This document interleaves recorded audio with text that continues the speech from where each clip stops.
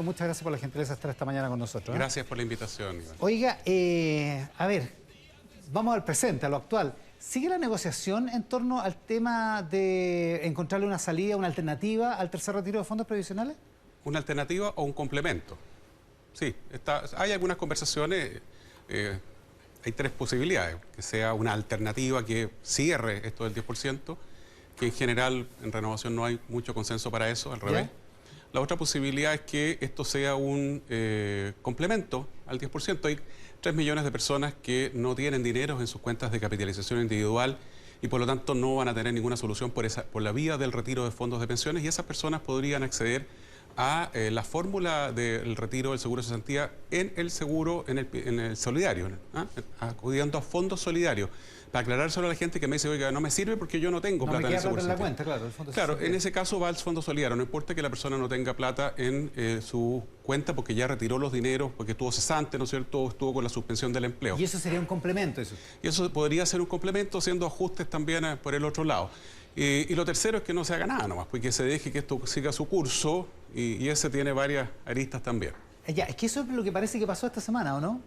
Que se dejó que esto siguiera su curso, por decirlo así. Es que no hubo consensos mínimos. Se conversó con el gobierno, o con ministros, mejor dicho, del gobierno, y hubo una posibilidad de apertura, pero siempre con algunas restricciones a la propuesta que había hecho Joaquín y que yo también he respaldado, y que la hacían inviable. Claro, y la hacían inviable porque las restricciones eran muchas. Era incompatible con todos los demás bonos, era una serie de cosas que hacían que era mejor no avanzar. Tal vez porque el gobierno sentía que no había mucha intención, usted lo acaba de decir, en parlamentarios de RN, de cancelar la opción del tercer retiro, que era lo que el gobierno le interesaba finalmente.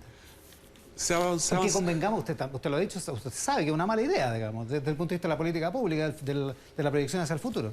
Bueno, por supuesto, sí hemos dicho una y otra vez, y en eso quiero ser muy claro, Iván, que ojalá no hubiera habido necesidad de recurrir al 10% o a retirar plata de los fondos de pensiones, y eso no es lo que quisiéramos.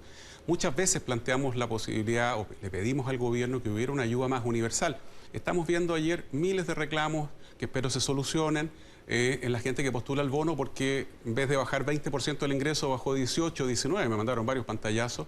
Y por lo tanto lo que uno pedía era una política de ayudas más universal. Y cuando digo universal no me estoy refiriendo a que le llegue al dueño del canal. Me refiero, porque se le cita permanentemente, es como siempre lo menciona. No, me refiero al 80% de los hogares de Chile. Pero había gente en nuestro sector que piensa legítimamente, yo estoy en desacuerdo con ellos, de que es preferible esto más acotado, hiperfocalizado, porque no sería bueno que le llegue plata a gente que no la necesita. Esa es la explicación. La verdad es que yo prefiero que le llegue plata a gente que no la necesita a correr el otro riesgo, que haya gente que está desesperada y que no tiene ayuda. Qué buen ejemplo es del primer ministro italiano en este minuto, expresidente del Banco Central Europeo, que acaba de dar una entrevista esta semana otra vez para reiterar lo mismo. Es el momento de endeudarse como Estado, es el momento de las ayudas universales. Hay que dejar de lado la focalización por ahora, que es una buena herramienta, pero que en crisis no sirve.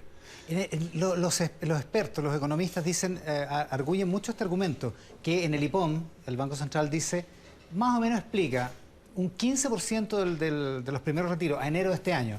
Ahí está incluido un pedacito del segundo retiro. A enero de este año el 15% se había ido a consumo.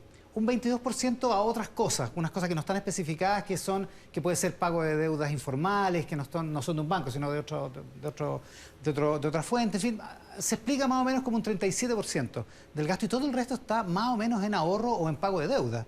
Entonces, lo que se preguntan los expertos es si es tan necesario el retiro de fondos, si hacía tanta falta el primer y segundo retiro de fondos, digamos. O lo que pasa es que tenemos una situación económica que siempre es mala y siempre viene bien tener un poquito más de plata, digamos. No, lo que pasa es que el IPON te dice una cosa, el Banco Mundial te dice otra en paralelo. Hay que hacerse cargo de las dos. 2.300.000 personas que eran de clase media dejaron de ser de clase media. O no les llegó ayuda o la ayuda fue insuficiente. Luego, el 75% de la gente de clase media no recibió ayudas estatales, también lo dice el Banco Mundial. Entonces, esto no es una competencia contra el paquete de medidas del gobierno. Yo en todas las entrevistas he valorado el paquete de ayudas del gobierno y mejoró mucho también respecto a los anteriores. Esto es un complemento. Iván, mira, que el 40-50% lo usó para ahorrar, primero demuestra que no se trata de irresponsables, ¿no es cierto?, que quieren quemarlo todo, destruirlo todo, como se da a entender. Pero el punto no es ese, el punto es la otra mitad que sí lo usó para pagar deuda. Son centenares los casos que conozco con nombre y apellido de pyme, que sacó la plata para pagar el arriendo, para pagarle las cotizaciones previsionales a los trabajadores que estaban suspendidos y que como tú no tienes venta, no tienes para pagarle los sueldos, pero tampoco las cotizaciones previsionales. Yo los invito a ver la entrevista al presidente de Achiga, Asociación Chilena de Gastronomía, que desesperado nos grita y nos dice, si no me va a ayudar, pucha, no me cobre impuestos. Lo mismo nos dice la presidenta de la Asociación de Empresas de Turismo, o sea, el comercio. Vamos a 10 de julio, los invito a conversar con los comerciantes que están abriendo la cortina escondidos, ¿no es cierto?, porque pueden hacer delivery en este minuto, y que no han podido pagar los arriendos, negocios de toda una vida. Entonces, hay varios ejemplos distintos que demuestran que para un sector importante era necesario recurrir a estos fondos porque no hay otra alternativa. Yo le pregunto, con todo el respeto del mundo a quienes lógicamente critican la medida, ¿qué alternativa le proponen a miles de hogares a los que no les llega la ayuda estatal? O que si les llegan 10.000 pesos, 20.000 pesos, 100.000 pesos. Y no les es suficiente. Si esto no es lo ideal. Ahora, esta semana hizo una carta a don Rolf Luers, una persona que yo respeto muchísimo. Y don Rolf decía, esto es una mala política. Estoy de acuerdo con él. Ahora, si se va a legislar, que se establezcan mecanismos para que la gente reponga el dinero. Mucha gente no lo sabe. Pero por iniciativa nuestra, de Renovación Nacional, yo lo planteé, los parlamentarios lo acogieron de inmediato, se ingresó una indicación que está aprobada que permite que la gente que retiró plata pueda ir reponiéndola con una fórmula, dicho sea de paso, tomamos las que planteó Joseph Ramos, una persona que asesora a Jimena Rincón. Jimena también en algún minuto planteó esto mismo. Alternativas que plantea José Gregorio, que la gente vaya cotizando un poco más por dos vías. Una posibilidad es que cotice 11% de su propio sueldo bruto, o sea, sin adicional desde el empleador, durante un periodo y reponga la plata. No queremos destruir el sistema de capitalización individual, no queremos destruir el sistema de pensiones, al revés, queremos cuidarlo. Por eso también yo daría la pelea como gobierno, ya que no hay acuerdo con la oposición, para que el 6% que va a empezar a poner el empleador vaya 100% a las cuentas de los trabajadores. La otra alternativa que propusimos ya está en la reforma previsional, el gobierno la tiene financiada, que es una muy buena medida que el gobierno planteó en esta reforma, que es el incentivo al retiro tardío. En el mundo te dicen hay que retrasar la jubilación de las personas y una posibilidad de hacerlo obligatorio, ¿cierto? No te puedes jubilar a los 65, tú y yo no nos podríamos jubilar a esa edad. El gobierno ha dicho, no, yo no los voy a obligar, pero los voy a incentivar. Si la persona cotiza a los 66, 67, 68, por supuesto acumula más recursos. Pero junto con eso, el fisco le pone recursos, un bono fiscal. Extra, un suple, digamos. Claro, el fisco pone un suple, pone un bono fiscal y eso ya está financiado, está en la reforma previsional y es otra manera de recuperar lo que sacaste. ¿Sí? No somos una horda de unos que viene aquí a destruir el sistema previsional, al revés, pero constatamos que hay un problema. Hay miles de personas a las que no les están llegando las ayudas fiscales y esa persona no tiene otra alternativa. ¿Sí? Todo esto desde el punto de vista técnico. Hablemos desde el punto de vista político, Mario. En un artículo en reportajes de la tercera hoy del Mercurio se cita hoy el artículo de Matías Baquit. Citan fuentes de La Moneda que dicen que usted fue el más duro en la negociación en los días anteriores al jueves cuando se hizo la votación en la Cámara de Diputados, que usted fue demasiado inflexible, es la frase. No es cierto, yo no sé cuál será la fuente. Mire, ojalá en Chile se terminara el off. Porque se puede mentir mucho en el off. Es muy fácil mentir en el off porque no tienes que dar explicaciones. El off dice que tal persona no apoya, el off dice que tal persona dijo, el off te dice, y como es todo en off... Esa la pega a nosotros, que distinguir entre cuando nos quieren engrupir y cuando... Bueno, en este caso a Matías Baquit le mintieron, porque tuvimos reuniones con Joaquín Lavín, los presidentes de los partidos de Renovación y la UDI, y 3 ministros del comité político. Y Joaquín y yo estábamos en la misma posición. La propuesta que nos hace el gobierno no es suficiente, o sea, no va a solucionar esto y por lo tanto le pedimos al gobierno que vaya más allá, que vaya a la propuesta original que ya estaba muy elaborada. Germán Vera, el economista que me ayuda a mí, doctor en economía en Oxford, trabajó junto al equipo de Joaquín y otros economistas más nuestros para ir mejorando incluso la propuesta, que es bastante razonable. Tampoco quisiéramos sacar la plata del seguro de cesantía, pero vuelvo a insistir, lo hemos hablado con Joaquín, lo conversé ayer de nuevo con él, con Joaquín Lavín. Es necesario tener a la mano, junto con el paquete de ayuda estatal, que vuelvo a insistir, yo lo valoro, necesitamos algunas ayudas más universales, que lleguen a mucha más gente que la que está llegando. La ayuda estatal es un complemento, no es una pelea contra la ayuda gubernamental. Ahora, la idea de este plan de acción, digamos, tiende a evitar el daño al sistema previsional, evitar el daño institucional, que significa una moción parlamentaria que eventualmente puede ser inconstitucional, evitar el lío que significa ir al constitucional y además mantener el control de la agenda por parte de un gobierno, al menos con sus propios parlamentarios. ¿Cómo se explica usted lo que hizo el gobierno esta semana, que fue básicamente dejar jugar? Mire, cuesta explicárselo. Aquí hubo errores de manual. El día que se estaba votando se nos critica duramente por la oposición porque nosotros no quisimos apoyar en ese minuto una reforma permanente que permitiera que el Congreso defina retiros de fondos de pensiones cada vez que hay una emergencia, cada vez que hay estado de excepción. Hay un gran incendio, retiro de fondos de pensiones. Hay un maremoto, retiro de fondos de pensiones. Nosotros no quisimos validar eso porque uno tiene que usar esta herramienta que es la extrema ratio, que es la última opción cuando no hay otra, solo en casos extraordinariamente calificados como es este. Bueno, rechazamos esto. Los parlamentarios de Renovación lo rechazaron mayoritariamente y se rechaza y luego aprobamos el transitorio. El gobierno, lo primero que dice cuando se sienta el subsecretario Pavés en la Comisión de Constitución es, este otro también lo vamos a rechazar, pero ahora por la vía del TC, así que tampoco va. Primer problema. Segunda cosa, el ministro... Ya, pero eso sí que se sabía, digamos. Mira, no. Vamos a ver si vamos. Eso fue lo que se dijo en la mañana. Miremos ok, en la mañana ya, pero de antes venía... Claro que el gobierno... Del día anterior y de la mañana la posición del gobierno era vamos a evaluar, vamos a ver si es necesario ir al Tribunal Constitucional. Luego el ministro Osa dice no hay acuerdo en el tema de la AFC. No se llegó a acuerdo, punto, y ya no es tema. Y quedamos todos plop. O sea, ¿cómo no es tema? Aparece de inmediato en los medios, nuestros parlamentarios, los de Renovación, me dicen, bueno, ¿qué está pasando acá? Con todos los diputados de Renovación mantuvieron su rechazo a la norma permanente. En la tarde. Se aprobó con votos de mis aliados de la UDI, está bien, perfecto, yo eso no lo voy a discutir, porque también se sintieron complicados, por decirlo de alguna manera. Entonces, el gobierno no estuvo bien, pero si hay una cuestión que yo cuestiono acá, es que se transforme esto en la definición de si hay o no coalición, si hay o no lealtad al gobierno, si el gobierno tiene o no un control de la agenda. ¿Y por qué te lo digo, Iván? Porque los parlamentarios de Renovación de la UDI, en el 99% de los proyectos han estado trabajando junto al gobierno. En las ayudas universales, por ejemplo, ahora en la pandemia, hemos defendido el trabajo del área de salud. Yo respaldo el trabajo de Enrique París, de Paula Daza, del subsecretario Uñac. Pero este no es una materia cualquiera, pues, Mario. Pero las otras materias tampoco son cualquiera. Hemos apoyado temas que son ultra sensibles y fáciles en términos electorales, subirnos nosotros también ese carro.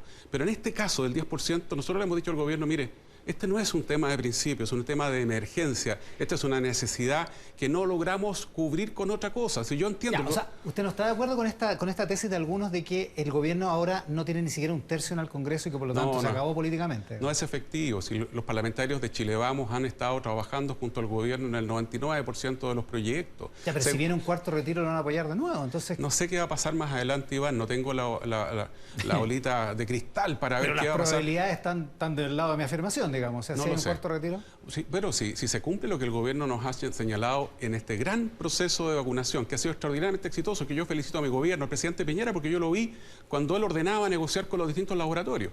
Bueno, si se cumple eso, no deberíamos necesitar un cuarto retiro porque la economía va a empezar de nuevo a moverse cuando pase lo que ha sucedido en Israel. Hoy día la embajadora de Israel lo señala, ¿no es cierto? Sí, Marina Rosenberg.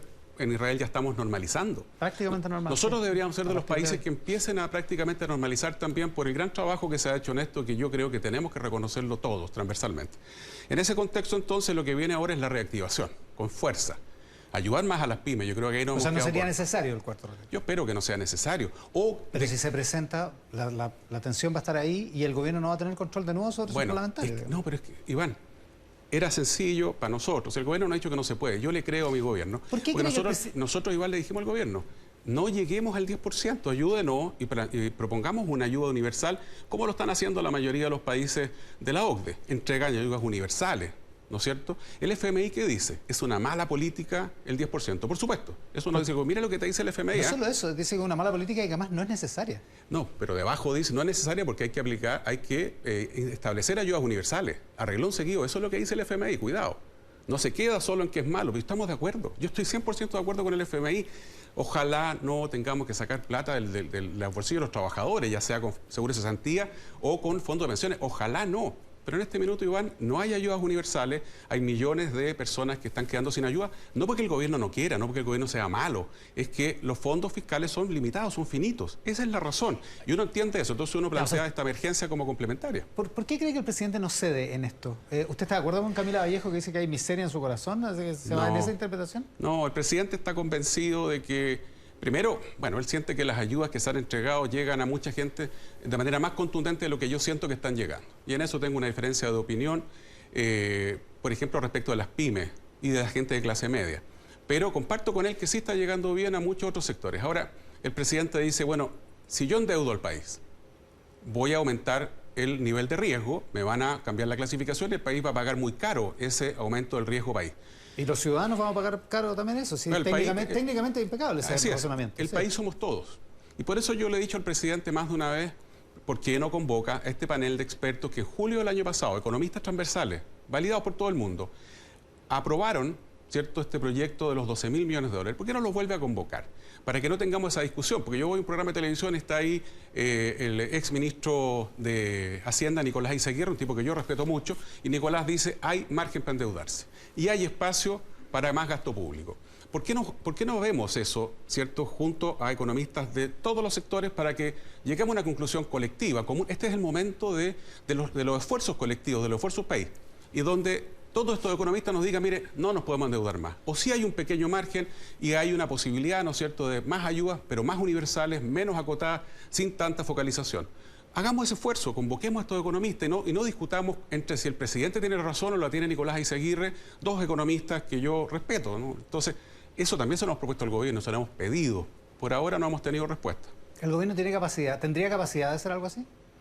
Capacidad política, digo. Sí, sí la tiene. Y si no la tiene el gobierno solo, estamos disponibles. O sea, yo he conversado esto con Heraldo Muñoz, por ejemplo, para hablar de alguien de la oposición, y Heraldo me dice, Mario, hagamos el esfuerzo juntos, convoquemos un gran acuerdo en materia tributaria, en materia, qué sé yo, de ayudas universales a las personas y a las pymes.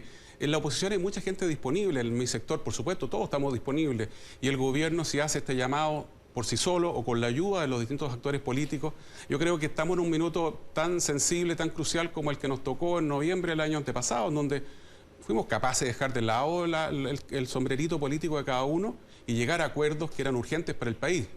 ¿Qué escenario más complejo que este, que nos obligue a todos, como corresponde por lo demás, debería ser siempre lo normal, a llegar a acuerdos amplios, transversales, para buscar fórmulas conjuntas para poder salir de esta crisis? Si no se quiere subir alguien a esto, por supuesto, queda afuera, como pasó el 15 de noviembre. Hubo muchos que votaron en contra, que no estuvieron de acuerdo. Pero yo creo que habría voluntad amplia. En el gobierno aseguran que los 12.000 millones ya se superaron y de hecho se agregan 6.000 millones más este año, que ya vamos en 18.000 millones. Digamos. Claro, y los economistas de oposición, algunos te dicen, no se han gastado 6.000 millones de dólares de esos 12.000.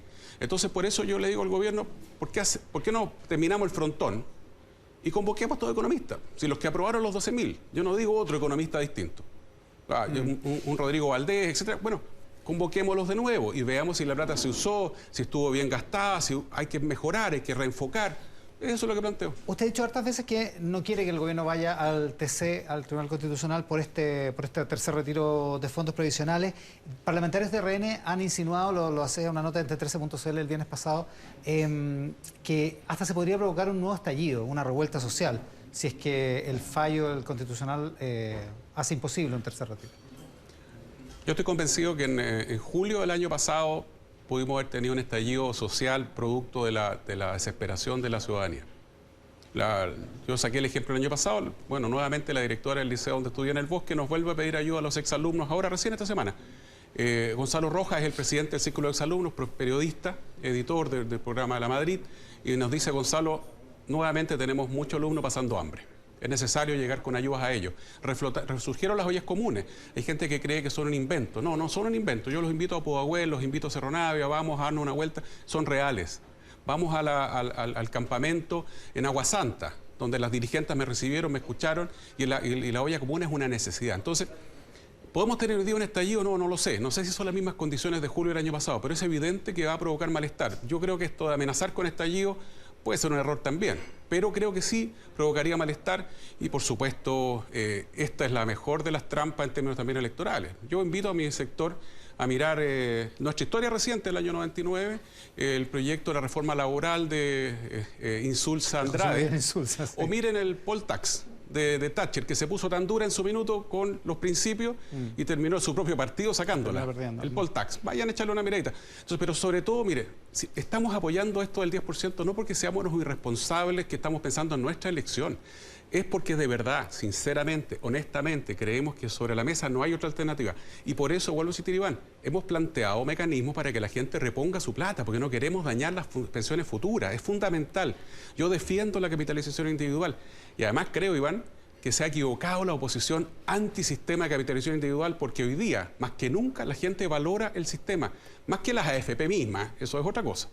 Valora la capitalización individual. Yo le invito a la presidenta de la Asociación de AFP, le hago una invitación a que gasten un poquito más de plata, que están gastando nada, más que en promocionar las distintas administradoras, en decirle a la gente, mire, usted logró sortear la emergencia porque la plata estaba, usted la necesitó y se la entregamos. Los dineros están rentando, está funcionando el sistema, más allá de si hay que hacerle profundos ajustes, todo lo que usted quiera.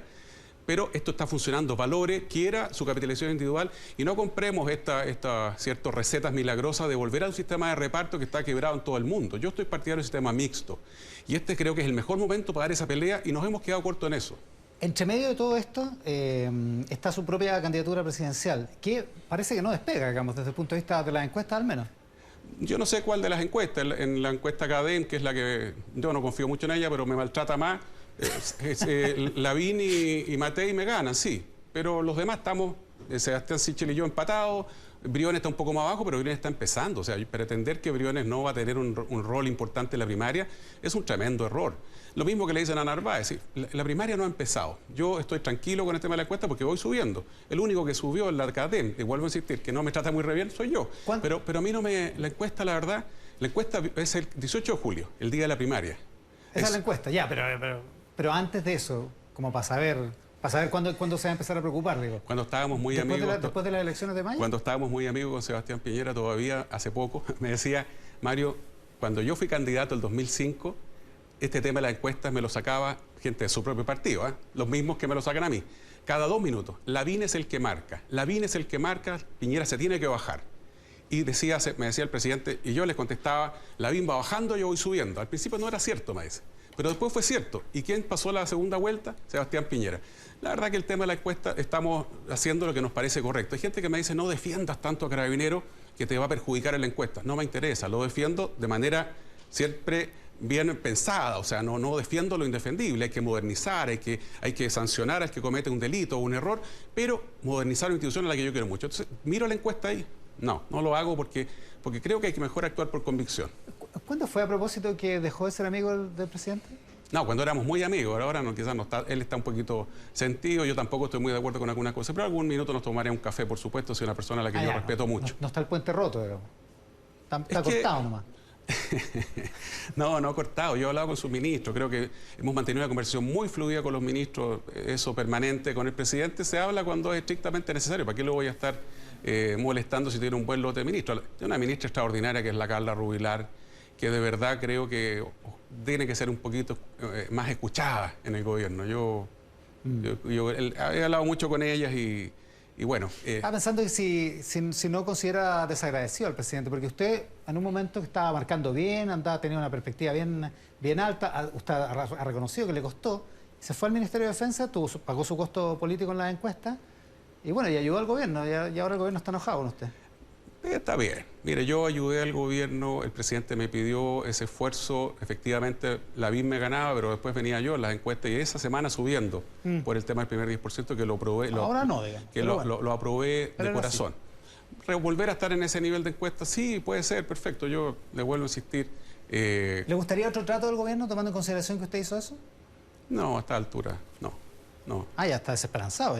No, es que no tiene sentido. Al gobierno le quedan 10 meses, que ayudarlo, que terminemos bien, que hay muchas cosas muy importantes que sacar adelante, avanzar en el combate a esta pandemia con un pool de profesionales de ese Ministerio de Salud que son extraordinariamente buenos y hay que apoyarlos con todo, trabajar con todos también en la reconstrucción, porque ya no va a ser reactivación económica, es reconstrucción. Cuando me reúno con los comerciantes o cuando me reúno con la Cámara Gastronómica en Viña, en Chillán, y me dicen, ha cerrado el 30% de nuestros negocios.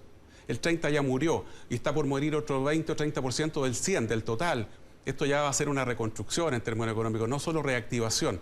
Entonces, ese esfuerzo tenemos que hacerlo entre todos y por eso yo también recojo esta idea, porque la han planteado varios, yo también, de que ojalá tengamos un gran acuerdo nacional ahora, en este minuto, para enfrentar este proceso que no va a ser fácil de la reconstrucción económica post-coronavirus. Mario Desbordes, candidato presidencial de Renovación Nacional y del PRI esta mañana acá en Mesa Central. Mario, muchas gracias por la gentileza. Muchas gracias.